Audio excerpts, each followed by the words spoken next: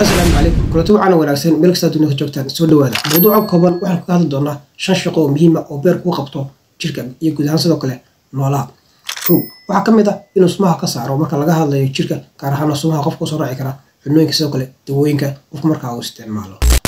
inuu qayb ka qaato soo saaritaanka waxa loo yaqaan borotiinada kuwaas oo muhiim ah noolaha tusaale ahaan oo kale borotiinada xinjiraya dhiigga